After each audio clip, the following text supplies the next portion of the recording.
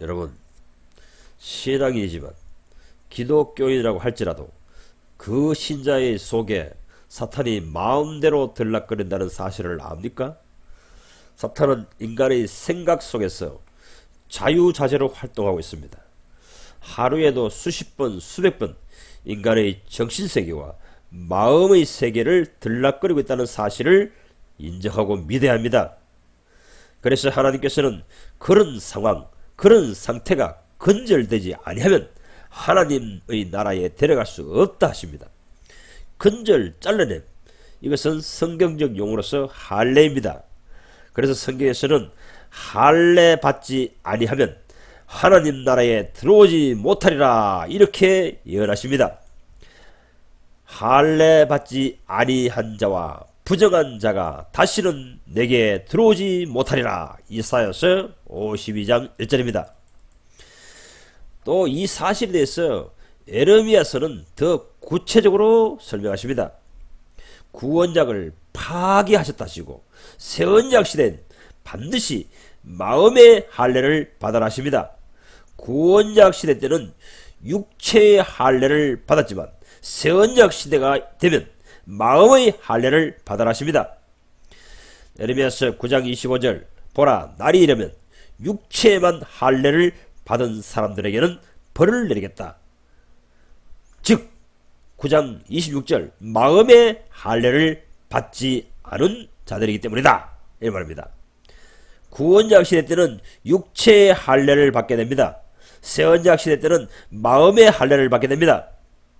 에레미야서 11장 10절 파괴되었다 하십니다. 내가 그들의 조상과 맺은 언약을 서로 간에 폐지하였다, 파괴하였답니다. 계약이 망가진 것입니다.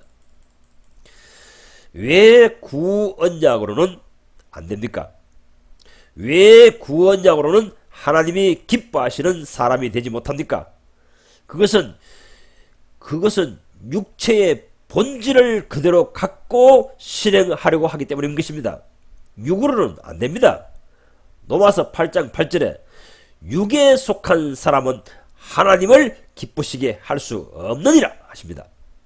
육체의 본질, 육체의 기질, 육체의 선호, 육체의 성향에 의해 지배받는 사람은 하나님을 기쁘시게 할 수 없기 때문에 그 사람은 성령을 따라 살 수도 없고 하나님의 나라의 일을 이룰 수도 없으며 천국에 데려놓기에는 부적합한 사람인 것입니다. 에레미야서 13장 23절은 인간의 본질에 대해서 알려주십니다. 흑인이 그 피부색을 바꿀 수 없고 표범이 그 반점을 지울 수 없듯이 죄악에 익숙해진 너희도 선을 행할 수 없다 하십니다. 인간의 근본, 그 심성, 본질을 그 어떤 방법으로도 바꿀 수 없다 하십니다. 방법은 오직 마음의 할례를 받는 길밖에 없습니다. 만약에 마음의 할례를 받지 아니하고 그 상태 그대로 계속 살게 될 때에 하나님께서는 에레미야서 13장 27절에 부정한 예루살렘이야 너에게 화가 미칠 것이다. 언제까지 그렇게 지내려느냐 하십니다. 언제까지 그 상태 그대로 지내려느냐, 언제 끝까지 그렇게 지내려느냐. 화가 미치는데 그런 방식으로 신앙생활을 해서는 결과는 벌을 내십니다. 화를 내십니다. 그것에 대한 계시가 에레미야서 9장 25절 26절의 것입니다. 마음의 할례를 받지 아니하면 형벌을 받습니다. 심판을 받습니다. 지옥 형벌입니다. 하나님의 나라에 데려가지 아니하십니다. 하나님 나라에 데려갈 수 없습니다. 더러운 생각과 더러운 기질과 더러운 속성에 머물고 있기 때문에 그 사람은 하나님 나라에다 데려놓을 수 없습니다. 그렇다면 하나님의 대안은 무엇입니까? 바로 할례인 것입니다. 육체의 기질, 육체의 습성, 그것을 잘라내어 버린다는 것입니다. 잘라내어서 던져버린다는 것입니다. 육을 건져낸다는 것입니다. 주님께서는 하나의 좋은 신뢰로 우리에게 할례 받는 방법을 가르쳐 주셨습니다. 그것이 모세의 가정의 예입니다. 출애굽기 4장 24절에서 25절을 세번역 성경으로 한번 읽어봅시다. 24절, 모세가 길을 가다가 어떤 숙소에 머물러 있을 때에 주님께서 찾아오셔서 모세를 죽이려 하셨다 합니다. 왜 하나님의 사역을 하러 가는 목사인 모세, 하나님의 메신저인 모세, 하나님의 일을 하러 가는 모세를 하나님께서는 죽이려 하십니까? 그것은 가족과 할례를 받지 않았기 때문인 것입니다. 가족과 그의 관계가 근절되어야 되고 잘라내야 됩니다. 서로 빠이빠이 해야 됩니다. 하나님의 일을 하려는 자는 가족을 버려야 됩니다. 가족을 더 사랑하는 자, 아내를 더 사랑하는 자, 자식을 더 사랑하는 자, 그런 사람은 하나님의 종이 될 수가 없습니다. 하나님의 일을 할 수가 없습니다. 가족들의 요청에, 요구에 한마디로 딱 거절해야 됩니다. 그럴 자신이 없으면 목사로 나서지 말아야 됩니다. 그럴 자신이 없으면 선교사로 가지 않아야 됩니다. 그럴 자신이 없으면 모세처럼 하나님의 말을 증거하러, 대변하러 나가지 않아야 됩니다. 가족과 결별해야 됩니다. 그렇게 할 수 없거든. 그냥 그런 방식으로 사는 주님의 종들에게 찬조금만 보내는 것으로 만족하십시오. 현대교회는 목사 될 자격도 없는 자들이 목사가 되어 자기 가족, 자기 사모를 교인들에게 섬기도록 유도하고 있습니다. 이런 할례 받지 않는 목사들은 하나님 나라에 얼씬도 못합니다. 그날에는 할례 받지 못한 자는 들어오지 못하리라, 서성거리지도 못하리라, 이렇게 하나님께서는 선언하셨습니다. 현대교회 안에는 심각한 수준입니다. 담임 목사가 자기 아내를 너무도 사랑하기에 교인들이 상처를 받습니다. 자기 자식들을 너무도 아끼기에 젊은이들이 상처를 받습니다. 그래서 교회에서 목사에게 상처받고 교회를 떠납니다. 예수께서는 자기 어머니와 육신의 형제들을 내치셨습니다. 누가 나의 모친이며 누가 나의 형제냐? 하나님 뜻대로 살려고 하는 이들이 내 형제요 내 모친이 아니냐, 이렇게 말씀하셨습니다. 현대교회에 다니는 신자들은 목사들 때문에, 이 할례 받지 못한 목사들 때문에 너무나 많이 상처받습니다. 여러분, 변화된 모세는 어떠한지 아십니까? 히브리서 11장 25절은 자기의 육신의 가족, 혈연을 버리고 하나님의 백성과 함께 동거동락하며 하나님의 백성과 함께 고난받기를 선택하였다, 이렇게 말하고 있습니다. 당신이 하나님의 종이 되려면, 하나님의 사람이 되려면 초이스를 해야 됩니다. 가족의 기쁨을 위하여 살 것인가, 가족의 원함을 위하여 살 것인가, 오직 나를 부르신 주 하나님을 위하여만 살 것인가, 결정해야 됩니다. 결단해야 됩니다. 이것이 마음에 할례 받은 주님의 사람들, 그 사람들의 특징입니다. 혈연을 버리고 하나님의 가족들을 더 사랑하며 그들을 아끼고 슬픔이나 고통이나 하나님의 가족들과 함께하는 삶입니다. 이들이 천국 백성입니다. 이들을 천국에 데려가십니다. 이들이 천국에 데려다 놓기에 합당한 사람들이기 때문입니다. 천국에는 당신의 아내, 당신의 가족, 당신의 자식, 당신의 친척, 이런 사람을 데려가는 것이 아닙니다. 하나님의 가족들을 데려다가 거기에 머물게 하실 곳이 천국인 것입니다. 모세는 언제 이렇게 이러한 할례를 받았습니까? 출애굽기 4장 25절과 출애굽기 18장 2절 이하를 읽어보시면 확실히 알 수 있습니다.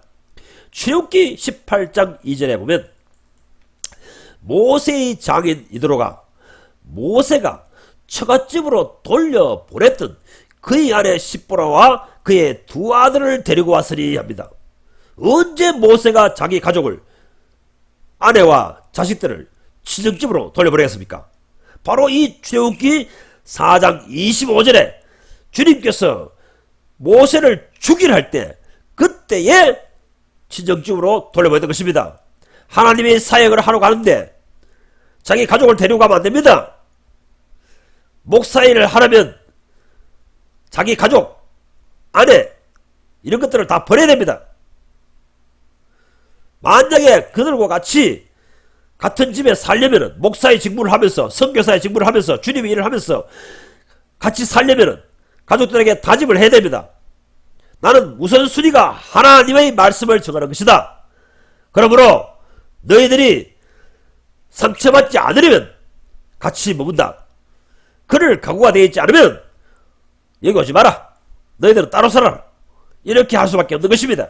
그래서 모세는 가족들을 돌려보냈습니다. 하나님께서 그 결단을 하기를 원하기 때문에 그들은 그 아내와 합의하에 돌려보냈습니다. 26절에 보면 모세의 아내 시프라는 성령이 충만했어요. 영안이 열려 단방에 하나님의 뜻하심을 알아챘습니다. 오 주님 죄송합니다. 주님께서 쓰시려고 내 남편을 선택하셨는데 제가 아직도 모세들은 내 남편이요 너는 우리 가정의 가장이니 우리를 위해 살아야 하지 않느냐 이렇게 내 남편을 붙들고 있었습니다. 이제 놓아주겠습니다. 놓겠습니다 하고선 장자 아들의 큰아들의 표피를 잘라서 하나님께 던져버렸습니다. 그러자 하나님께서 모세를 죽이려 하는 그 액션을 멈춰버립니다. 현재도 마찬가지입니다. 하나님을 위하여 살려고 하는 사람, 그 사람에게 가족이 짐이 되어서는 안됩니다. 아내가 짐이 되어서는 안됩니다. 아내를 더 사랑하는 사람, 가족을 더 사랑하는 사람, 그런 사람은 하나님의 종이 될 자격이 없습니다. 돈 언제든지 돌아갈 수 있습니다. 죽어야 합니다. 십자가에 못 박아야 합니다. 혈육을, 육신의 가족을, 아내를 십자가에 못 박아버려야 합니다. 이것이 마음의 할례입니다. 옛세계, 옛세상을 전부 십자가에 못 박아버려야 됩니다. 아내도 남편에게, 목사인 남편에게 넌 나에 대해서 죽었다. 난 이제 너를 죽은 자로 여기겠다 하도록 가정의 분위기가 조성되어야 됩니다. 이것이 마음의 할례 받은 자입니다. 할례 받은 자는, 마음의 할례 받은 자는 자기 육신의 가족과 혈연을 위해 살지 않습니다.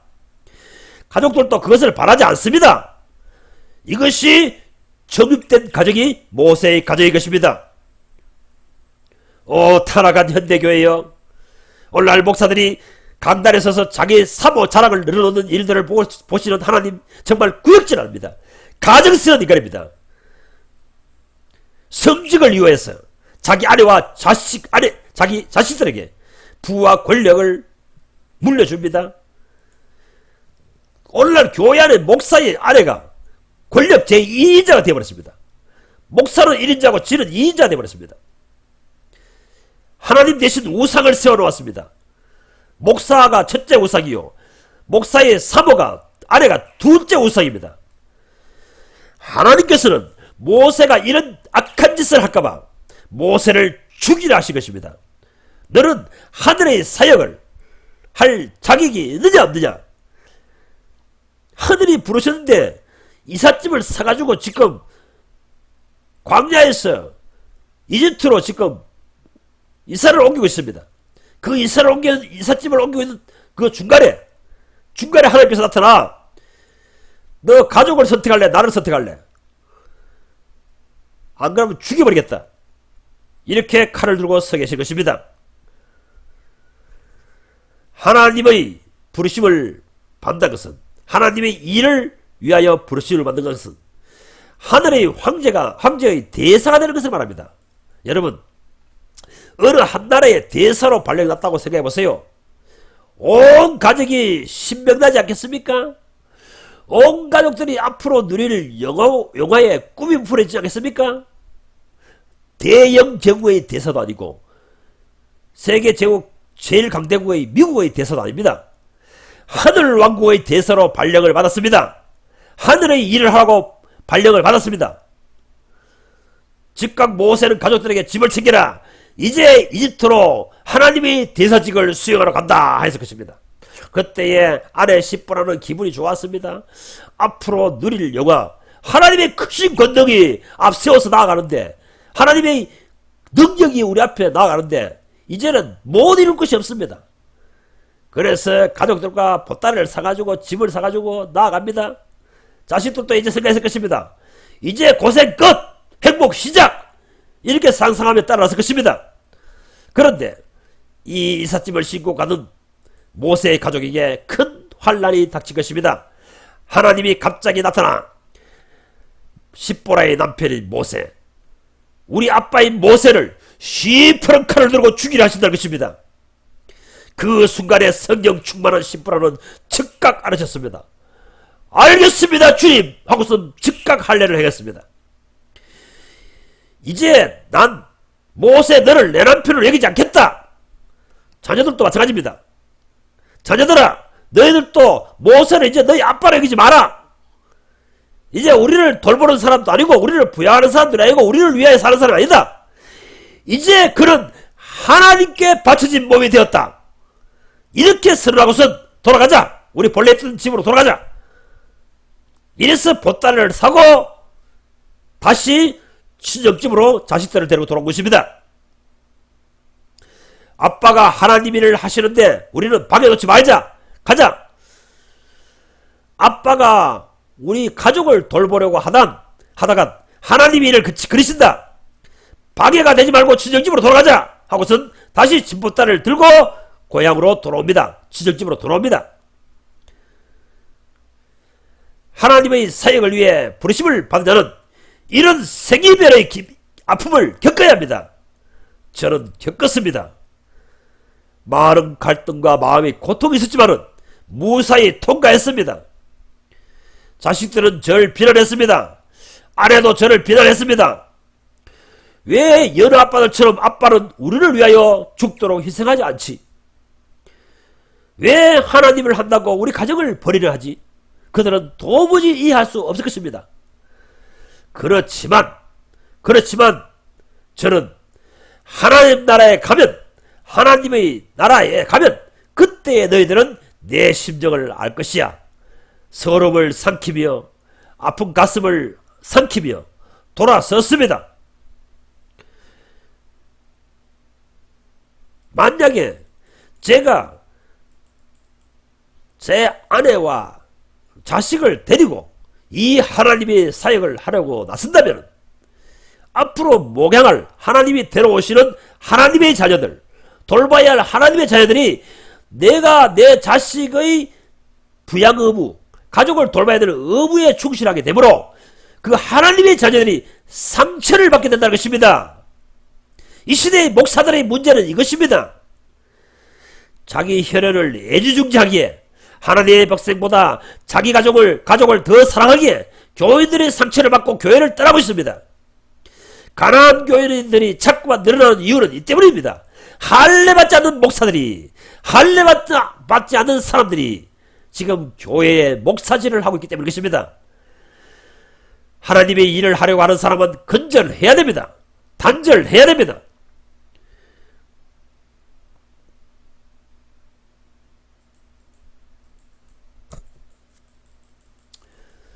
불신자들 속에서 역사하는 그 악력이 그러한 목사들에게 깨달음을 주고 예언하고 입신하게 합니다.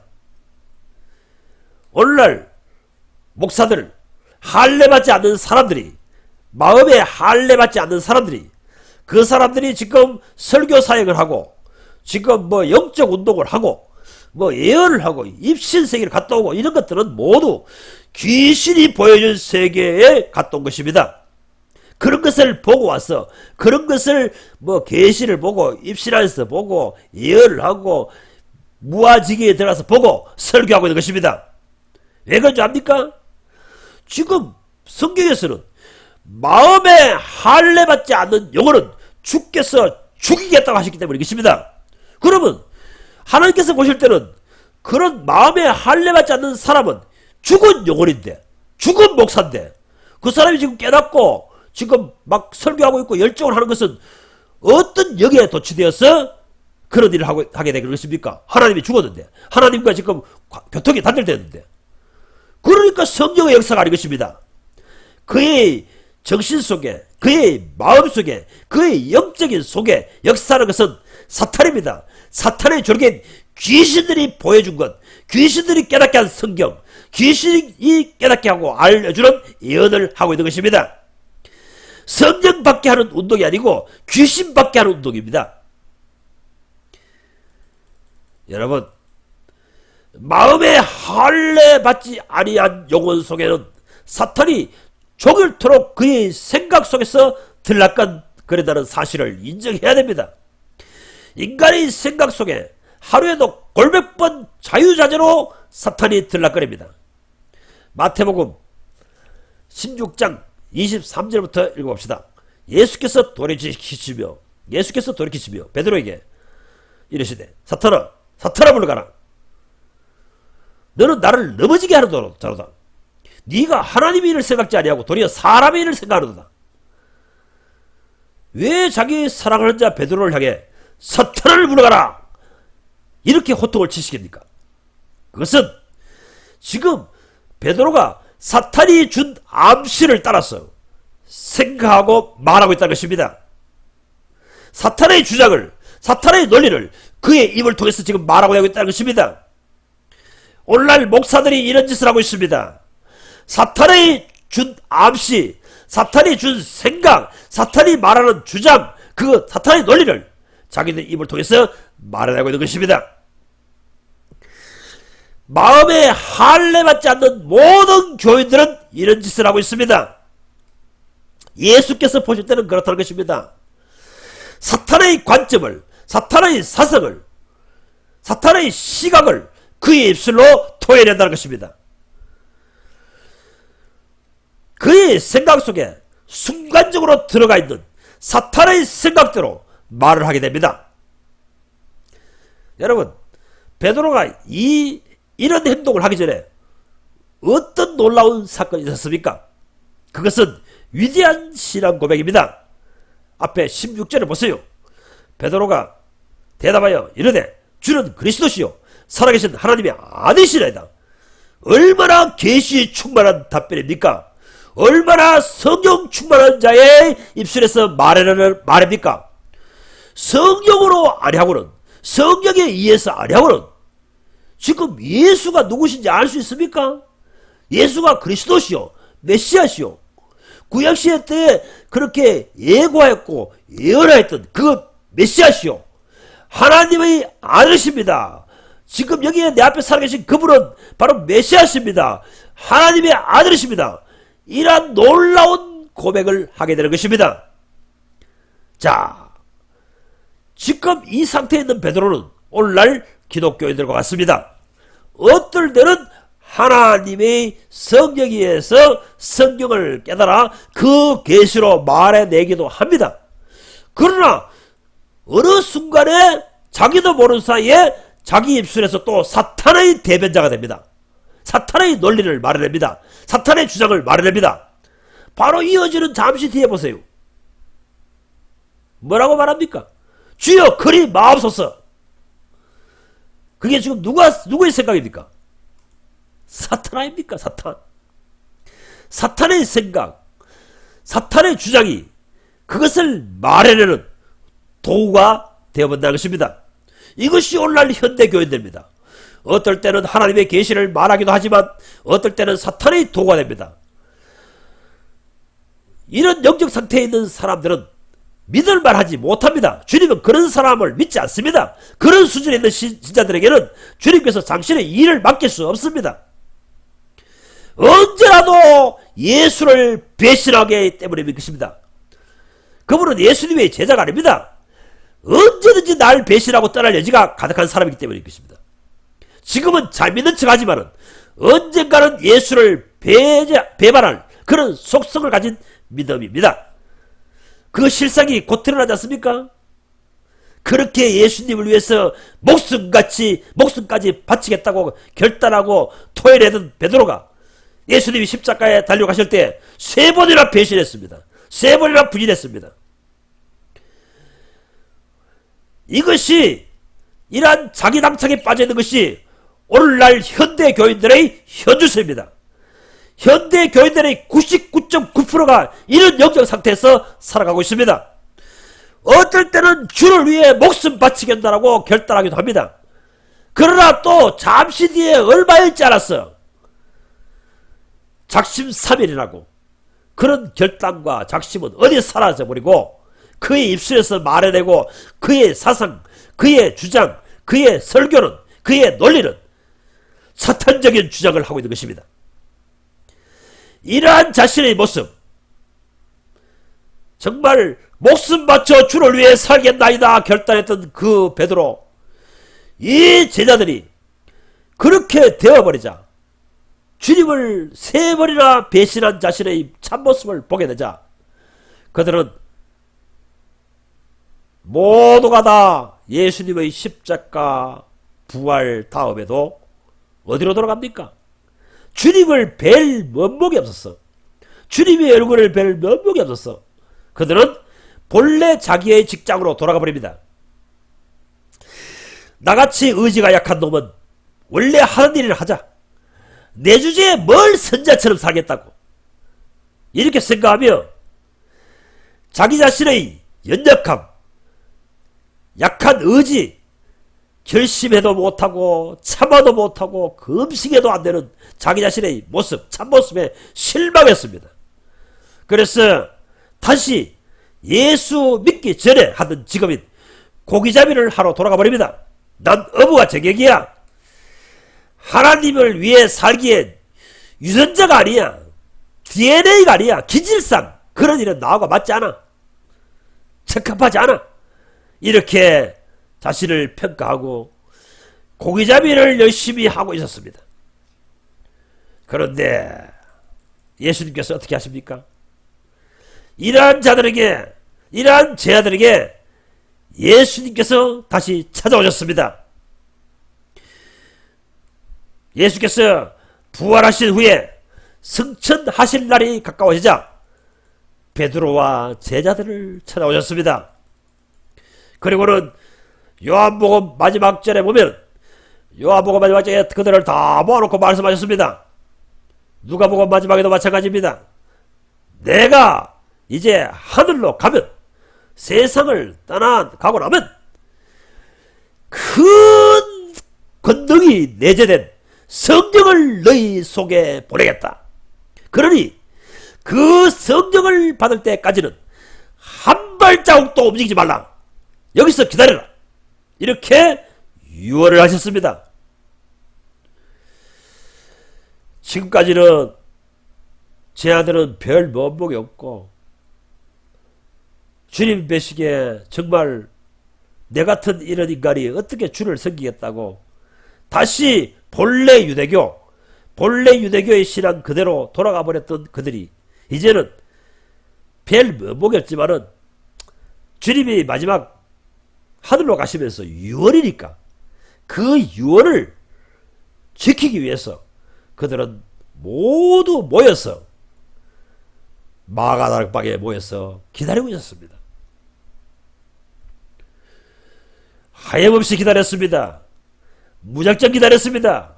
언제 오실지 모르지만 주님께서 지금 하늘로부터 보내주실 그 성령, 권능의 성령, 능력의 성령이 무엇인지 모르지만 기대하며 찬송 부르며 예배하며 기도하면서 기다렸습니다.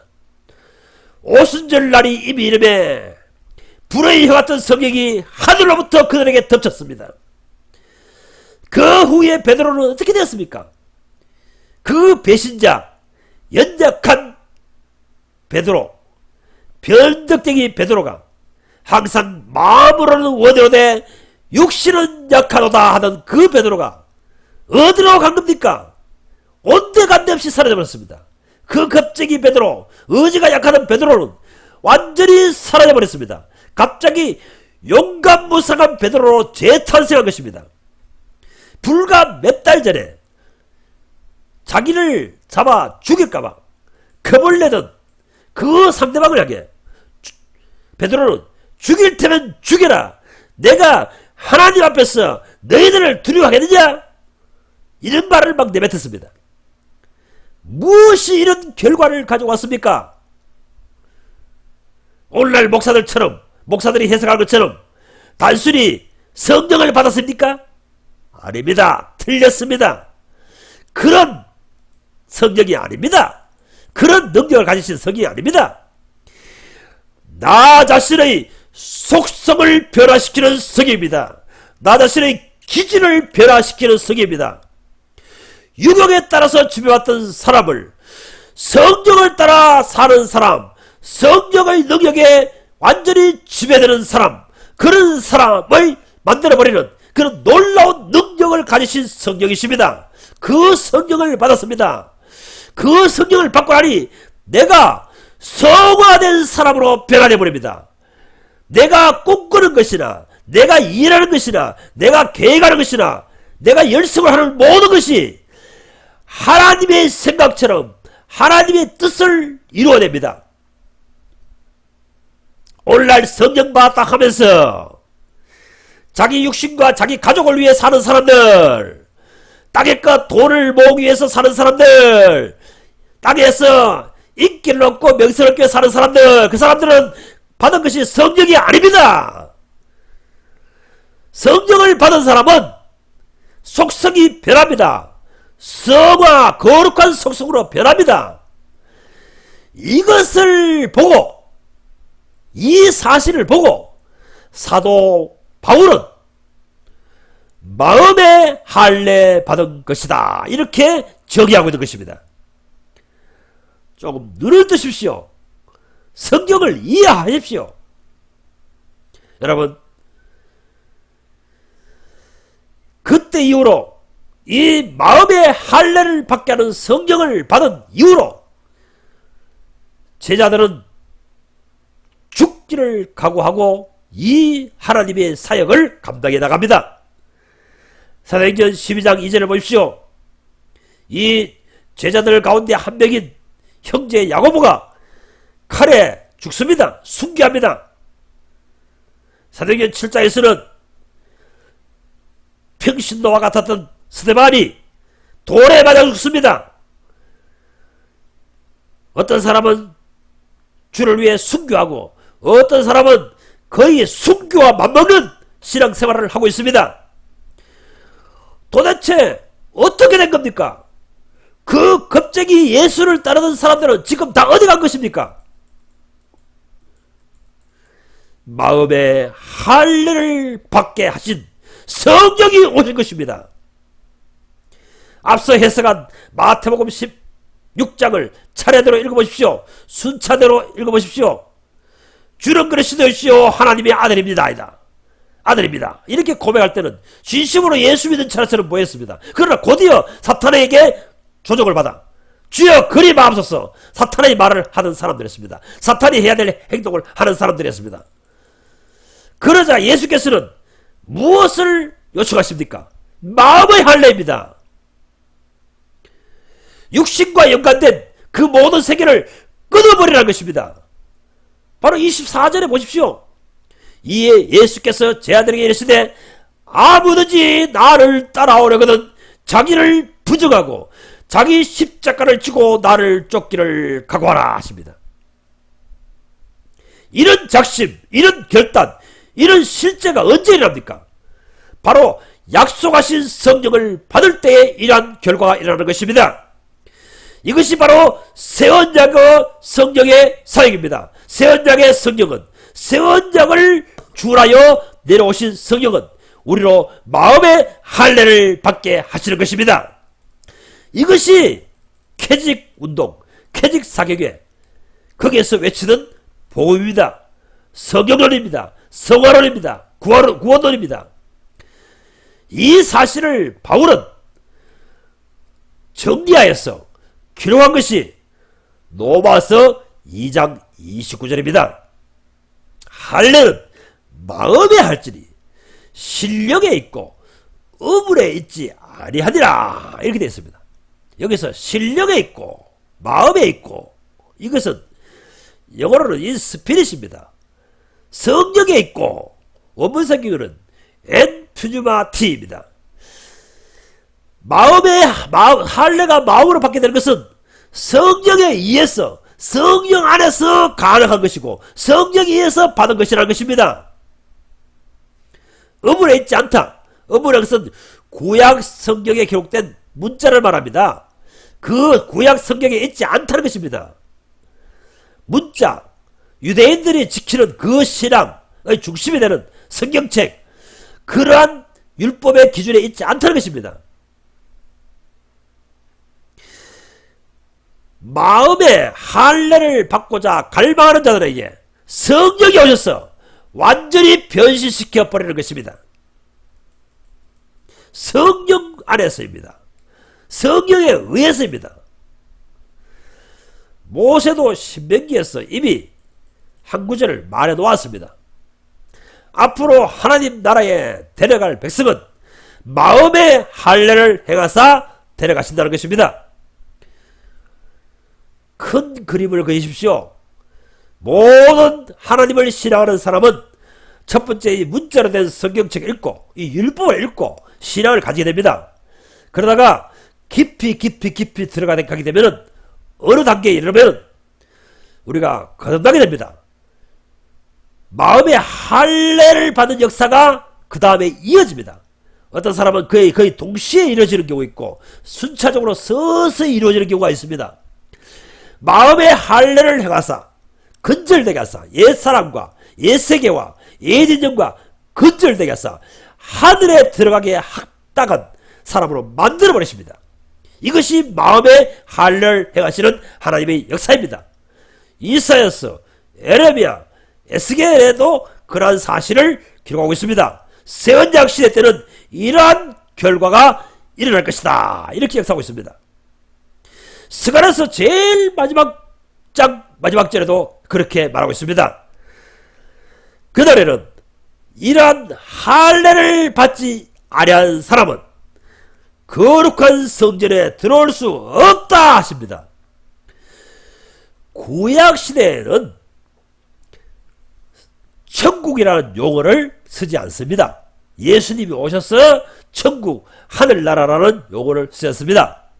구약 시대 때는 천국이라는 용어를 거룩한 성전, 거룩한 하나님의 처소, 이런 용어로 계시합니다. 그래서 우리 신약 시대 때도 성령이 충만해지면 느낌적으로 이 사실을 압니다. 찬송가 193장 3절에 보면 그렇게 표현하고 있습니다. 성령으로 충만한 사람이 적은 가사를 보십시오. 거룩한 성전에 들어갈 준비가 되었는가? 거룩한 성전에 들어갈 준비가 되었는가? 당신은 거룩한 성전에 들어갈 준비가 되었습니까? 죄의 속성이 씻겨졌습니까? 죄의 속성이 건절되었습니까? 죄와 완전히 분리되었습니까? 제가 7년 전부터 이 다음 카페를 통하여 캐직 사격에서 앤드류 머레이, 그러한 분들이 어떤 메시지를 설파했느냐, 그것에 대해서 계속해서 전파했습니다. 그러나 사람들은 알아듣지 못하고 있습니다. 캐직 사격을 통해서 산출된 믿음이 허드슨 테일러와 제시펜 루이스와 이러한 사람들입니다. 완전히 세상과 단절되고 하늘나라를 위하여 자기 인생을 전체를 들을 수 있는 사람이 된 것입니다. 이것이 바로 바울의 방식대로, 예레미야의 방식대로 말하면, 구약의 선지자의 방식대로, 모세의 방식대로 설명하면 마음의 할례를 행하시는 성경이라는 것입니다. 이런 마음의 할례를 받아야 합니다. 성경으로 말미암아 마음의 할례를 받아야만이 천국 백성이 됩니다. 여러분, 이런 성경에 의해서 마음의 할례를 받는 사람이 되려면 어떻게 해야 됩니까? 십부라처럼 하나님이 무엇을 원하시는가를 알아채는 것이 중요합니다. 성령으로 충만해서 하나님이 이것을 원하시구나, 이것을 알아채는 것이 우선합니다. 그래서 찰스 라인 목사님은 계시가 먼저다. 깨달음이 먼저다. 에레미야도 깨달음이 먼저다. 하나님이 무엇을 원하는가? 어떤 죄를 회개하기를 원하실까? 그것을 알아채는 게 우선이라는 것입니다. 십보라는 성령으로 충만해서 무엇을 알아챘습니까? 즉각 알아채고는 장자의 포피를 잘라서 하나님 앞에 던져버렸습니다. 여러분, 하루에도 골몇 번 당신의 생각 속에서 들락거린다는 이 사탄, 이러한 사탄의 생각에 조종당하는 삶, 여기에서 벗어나지 않으면 그 사람은 줄곧 줄기차게 앞으로 예수 따라 살 수 없습니다. 요한계시록 14장에서 말하는 그 14만 4천에서 속한 사람이 될 수 없습니다. 그들은 어린 양이 항상 언제든지 매순간 매초 어디로 인도하든지 따라가는 자며 하였습니다. 언제라도 배신할 여지가 있는 사람이, 그런 사람이 어떻게 어린 양이 어디로 인도하든지 따라가는 사람이 될 수 있습니까? 불가능합니다. 예수는 그런 속성, 그런 믿음을 가진 사람을 믿지 않습니다. 자신의 제자로 여기지 않습니다.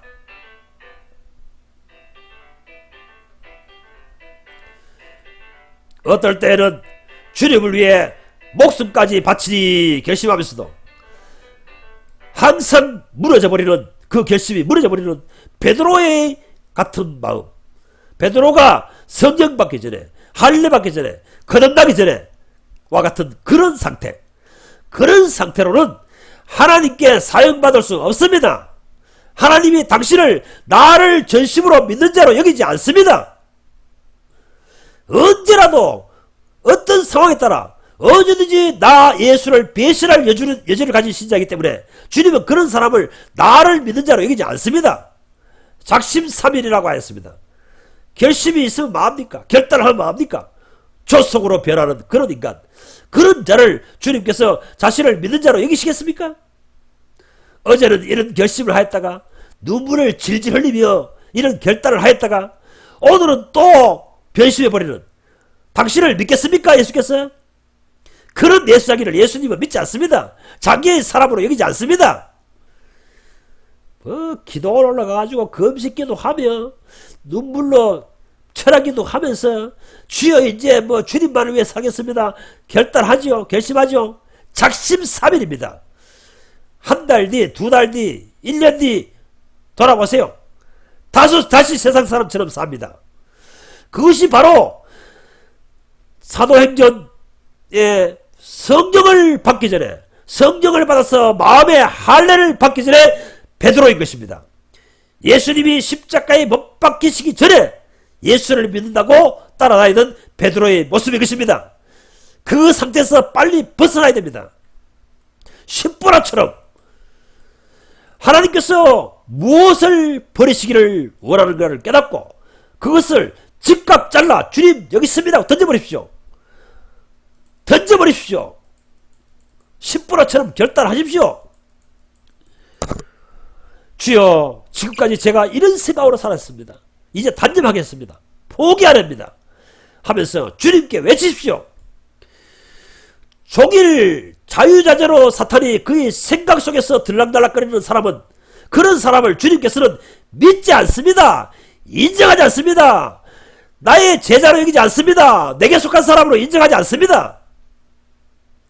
저는 요즘 제 매일의 삶의 경험을 이렇게 저녁에 회고해 봅니다.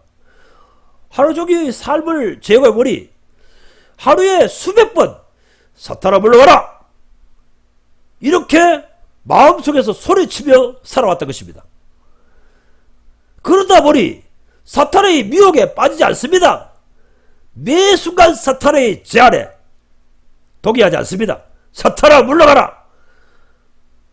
네가 나를 아직도 육에 빠져있는 인간으로 생각하구나. 네가 나를 아직도 육에 속한 사람으로 생각하구나.